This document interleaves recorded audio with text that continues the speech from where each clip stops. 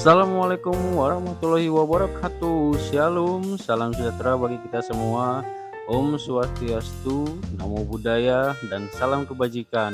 Selamat datang di channel Tim Pemenangan CASN.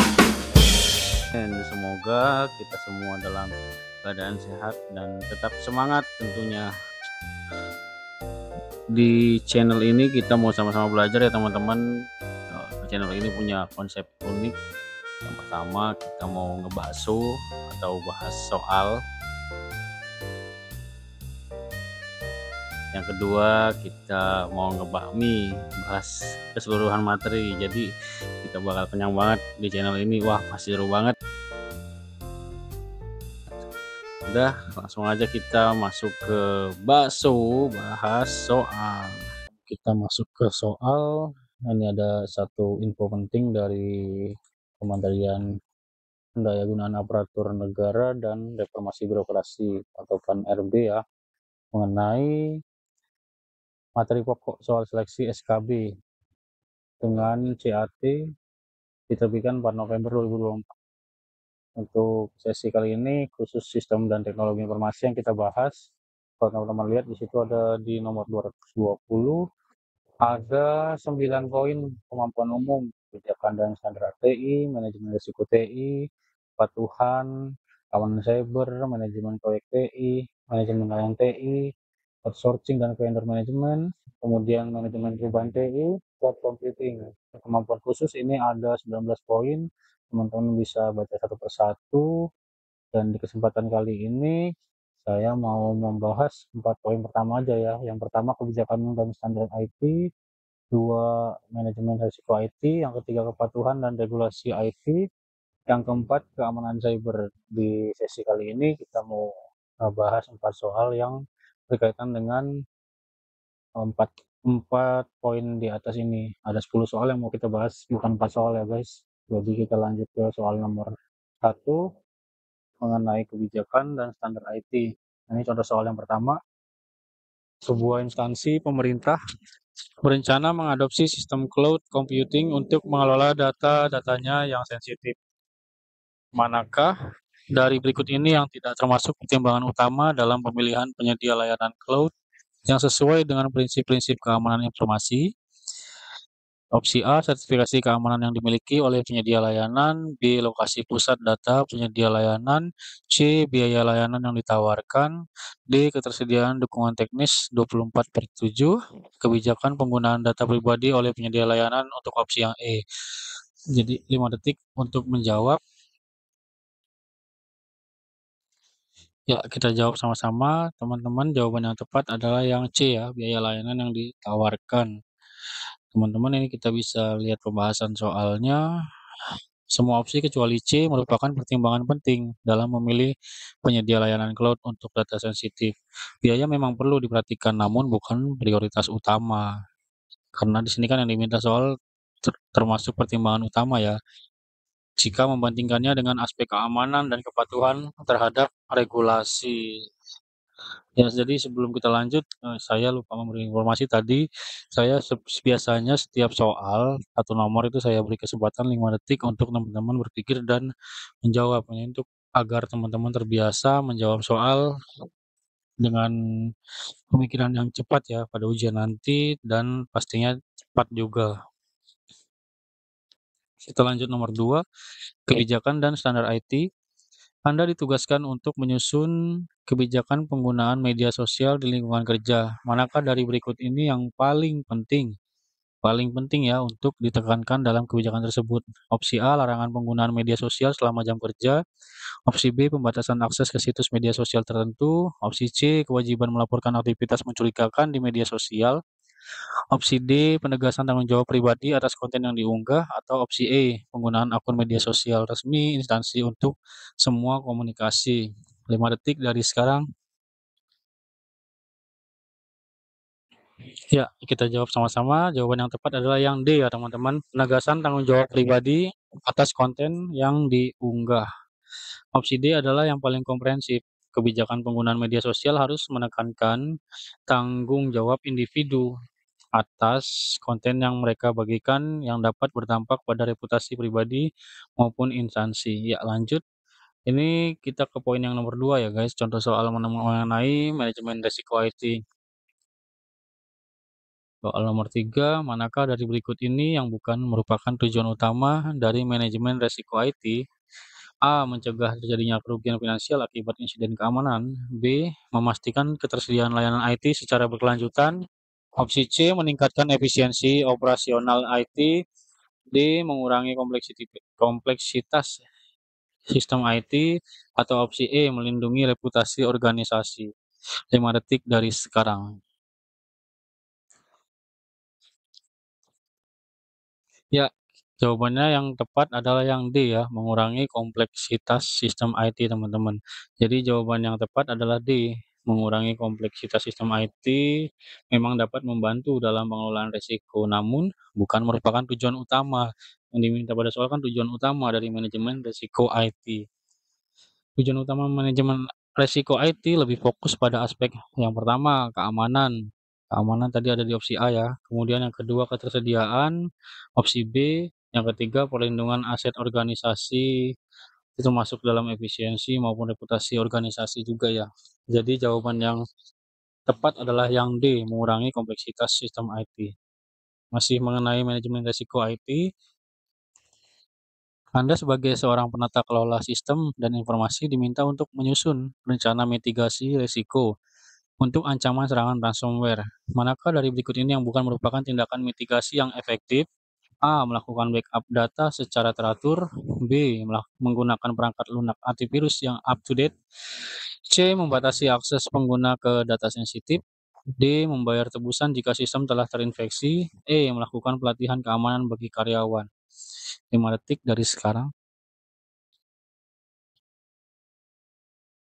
Ya, jawaban yang tepat adalah yang D, benar teman-teman, membayar tebusan jika sistem telah terinfeksi. Itu bukan termasuk mitigasi ya teman-teman.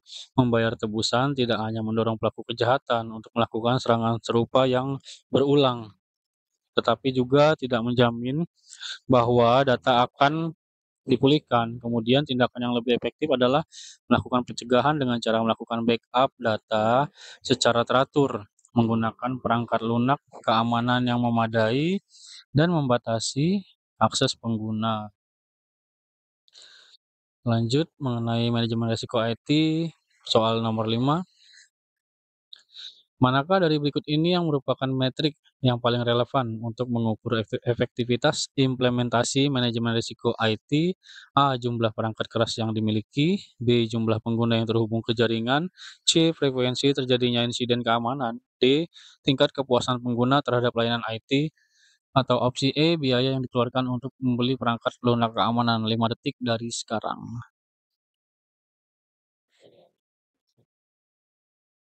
Ya, sama-sama kita jawab teman-teman. Jawaban yang tepat adalah yang C, frekuensi terjadinya insiden keamanan. Untuk pembahasan soal, merupakan indikator yang paling langsung untuk mengukur efektivitas implementasi manajemen risiko IT.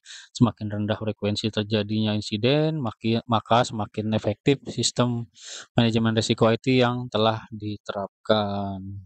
Sampai sini udah gimana teman-teman? Ada gambaran untuk tes SKB. Ini kan tipenya HOTS ya teman-teman, kurang lebih kita butuh penalaran dan perlu pemikiran yang memahami konsep. Jadi ini ada tips tambahan, kebijakan dan standar IT. Yang pertama pelajari standarnya, kemudian fokus pada konsep, latihan soal. Semakin banyak latihan biasanya terbiasa teman-teman dengan soal yang nanti diujikan, kemudian simulasi ujian. Tambahan yang kedua mengenai manajemen risiko IT, memaham memahami konsep dasar manajemen risiko IT, kemudian pelajari standar dan kerangka kerja manajemen risiko IT, latihan soal-soal serupa, fokus pada pemahaman konsep. Lanjut ke soal berikutnya, ini di poin ketiga ya, kepatuhan dan regulasi IT. Soal nomor 6, sebuah perusahaan multinasional memiliki kantor cabang di berbagai negara. Manakah dari berikut ini yang merupakan tantangan terbesar dalam memastikan kepatuhan terhadap regulasi IT yang berbeda-beda di setiap negara?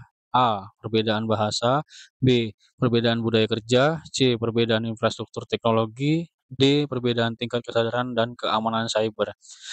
Semua jawaban di atas benar, 5 detik dari sekarang. Ya, kita jawab sama-sama. Jawaban yang tepat yang semua jawaban di atas benar. Ya, tepat sekali teman-teman. Jadi perbedaan bahasa, budaya, infrastruktur, dan tingkat kesadaran akan keamanan siber di setiap negara dapat menjadi tantangan tersendiri dalam memastikan kepatuhan terhadap regulasi IT yang berbeda-beda. Selanjutnya, soal nomor 7 masih tentang kepatuhan dan regulasi IT. Sebuah perusahaan rintisan atau startup ya, yang bergerak di bidang fintech baru saja meluncurkan produknya. Perusahaan ini wajib mematuhi berbagai regulasi terkait perlindungan data pribadi. Manakah dari berikut ini yang merupakan langkah paling tepat untuk memastikan kepatuhan perusahaan terhadap regulasi tersebut? A. Mengadopsi semua kebijakan privasi yang ada tanpa melakukan penyesuaian. B. Melakukan penilaian dampak perlindungan data atau DPIA untuk setiap proses yang melibatkan data pribadi. C. Menunjuk seorang Data Protection Officer atau DPO yang tidak memiliki pengalaman di bidang IT. D. Membatasi akses terhadap data pribadi hanya untuk karyawan senior, atau opsi E. Menyimpan semua data pribadi di server lokal untuk menghindari resiko kebocoran data. 5 detik dari sekarang.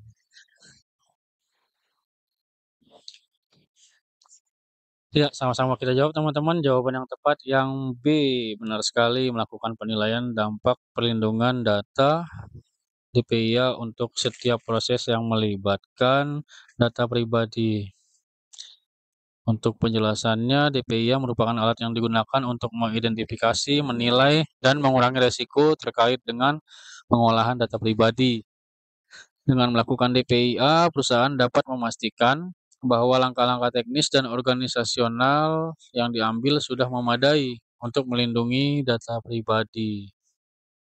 Lanjut ke soal nomor 8. Sebelum ke 8, kita ada tips tambahan lagi teman-teman mengenai regulasi IT. Itu pelajari regulasi IT yang berlaku di Indonesia. Misalnya Undang-Undang Nomor 11 Tahun 2008 tentang informasi dan transaksi elektronik atau ITE, Peraturan Pemerintah Nomor 71 Tahun 2019 tentang penyelenggaraan sistem dan transaksi elektronik, dan Peraturan Menteri Kominfo terkait perlindungan data pribadi. Lanjut ke nomor 8, masih yang ini kita udah ganti topik mengenai keamanan siber ya. Sebuah perusahaan mengalami serangan ransomware yang menyebabkan seluruh data pentingnya terenkripsi. Perusahaan telah memiliki sistem backup data, namun ternyata data backup juga ikut terinfeksi. Manakah dari berikut ini yang merupakan langkah paling efektif untuk mencegah terjadinya kejadian serupa di masa depan? A. Meningkatkan kapasitas penyimpanan data backup. B. Melakukan rotasi kunci enkripsi secara berkala. C. Memisahkan jaringan produksi dan jaringan backup secara fisik dan logikal. D. Mengimplementasikan sistem deteksi intruksi yang lebih canggih. Atau opsi E. Melakukan pelatihan keamanan siber bagi seluruh karyawan. 5 detik dari sekarang.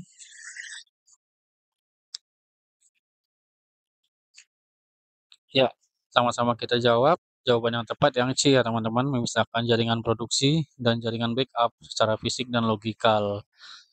Karena dengan memisahkan kedua jaringan, jika terjadi serangan ransomware pada jaringan produksi, jaringan backup tidak akan terpengaruh dan data yang tersimpan di dalamnya tetap aman.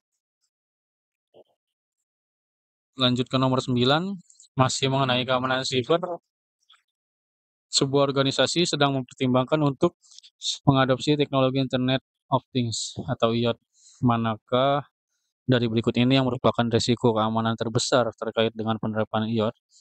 A. Ketergantungan pada koneksi internet. B. Tingginya biaya perangkat IoT. C. Kerentanan perangkat IoT terhadap serangan. Kurangnya standar keamanan untuk perangkat IoT. Atau E. Jawaban di atas semuanya benar. 5 detik dari sekarang. Ya, jawaban yang tepat adalah yang E. Semua jawaban di atas benar karena penerapan Penerapan IoT memang membawa banyak manfaat, namun juga disertai dengan berbagai risiko keamanan seperti ketergantungan pada koneksi internet, ini opsi yang A, kemudian kerentanan perangkat, dan kurangnya standar keamanan yang komprehensif. Jadi semua jawaban di atas benar ya, merupakan risiko keamanan terbesar terkait dengan penerapan IoT. Soal terakhir masih mengenai keamanan siber, nomor 10, sebuah perusahaan mengalami kebocoran data akibat kesalahan konfigurasi pada web server. Manakah dari berikut ini yang merupakan langkah pertama yang paling tepat untuk dilakukan setelah kejadian tersebut?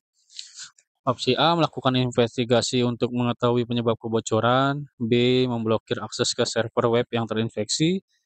C, memulihkan data dari backup. D, melaporkan kejadian tersebut kepada pihak berwenang. Opsi E, mengganti semua perangkat yang terhubung dengan server web. 5 detik dari sekarang. Ya, jawaban yang tepat yang B, memblokir akses ke server web yang terinfeksi, teman-teman. Untuk pembahasannya, langkah pertama yang harus dilakukan adalah menghentikan penyebaran data yang bocor dengan cara memblokir akses ke server yang terinfeksi.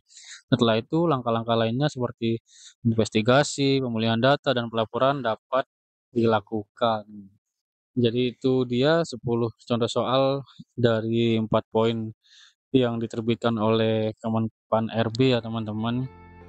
Ada tips tambahan sebelum video ini saya akhiri. Yang pertama, pahami jenis-jenis serangan cyber, pelajari tentang berbagai jenis serangan, kemudian kenali langkah-langkah mitigasi, ikuti perkembangan ancaman, dan lagi ada banyak tren terbaru dalam dunia keamanan siber ya teman-teman. Kemudian latihan soal-soal serupa, fokus pada pemahaman konsep. Jangan hanya menghafal jawaban, tapi pahami konsep di balik setiap pertanyaan. Sekian yang bisa saya berikan untuk sesi kali ini. Terima kasih untuk perhatiannya. Dan akhir kata, jangan menyerah dan teruslah berusaha. Semangat, salam dari kami tim pemenangan SKB CASN.